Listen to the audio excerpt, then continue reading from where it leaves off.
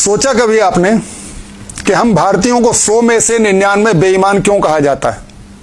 जापानी भी तो हम जैसे इंसान ही हैं, वो 100 में से 99 ईमानदार कैसे हो गए? सोचा कभी आपने?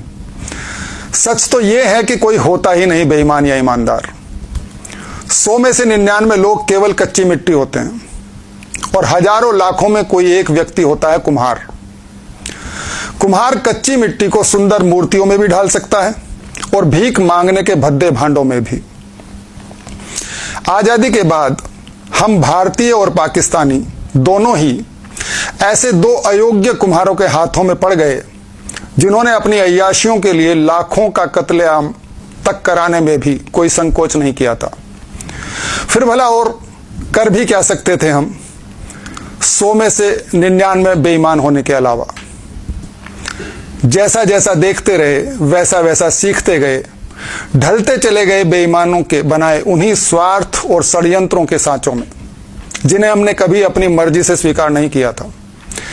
बिल्कुल वैसे ही जैसे कोई नहीं चाहता रिश्वत देना, लेकिन जब देनी पड़ती है तो लेना भी जायज लगने लगता है।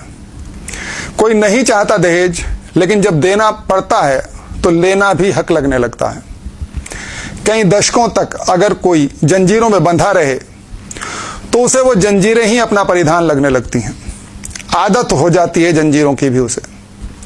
हमने भी इस थोपी गई बेईमानी को ऐसे ही अपनी निजी चाहत मान लिया था, स्वीकार लिया था कि हम हैं ही 100 में से 99 बेईमान।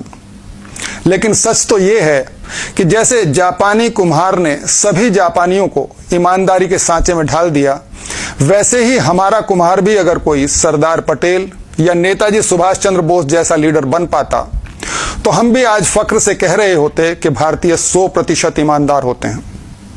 आज जो कुम्हार हमारे बीच उम्मीद की एक किरण बनकर आया है, डर है कि उसे कहीं हम गंवा न दें। राष्ट्रगान पर खड़ा होना सिखाने से शुरू किया था उसने, स्वच्छता सिखाने लगा है वो अब हमें। टैक्स देने और कालाबाजारी रोकने को विवश कर दिया है आज उसने सबको।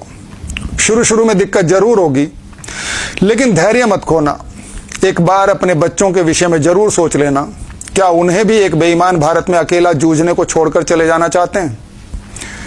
भूल जाइए आपके क्षेत्र में भाजपा के टिकट पर खड़ा प्रत्याशी कितना निकम्मा है। कितना भी बेकार होगा वो औरों से फिर भी ठीक ही होगा। वोट उसे ही दीजिएगा, वो जीतेगा तभी आएंगे ना मोदी। ध्यान रहे, सिस्टम पर काबिज होकर ही सिस्टम को बदला जा सकता है।